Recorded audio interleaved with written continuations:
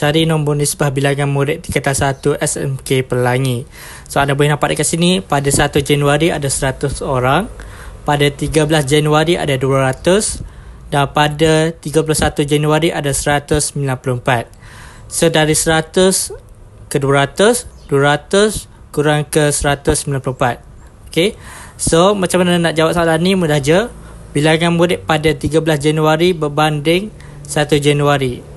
13 ke 1 Januari. So berapa?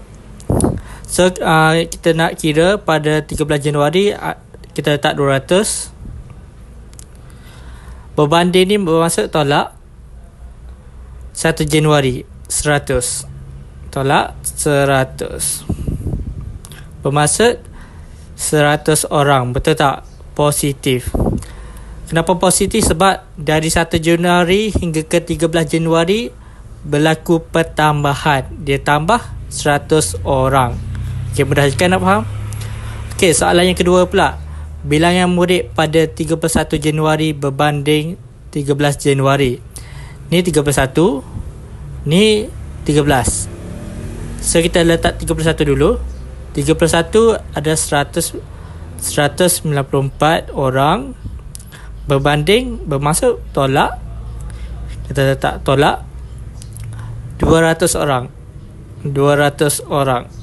Jadi 194 tolak 200, jawapannya negatif 6. Betul tak?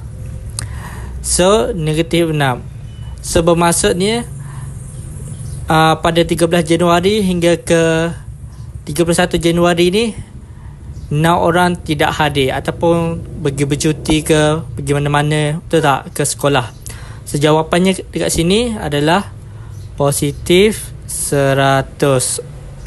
Dan yang ni adalah negatif 6. Jadi ini adalah jawapannya.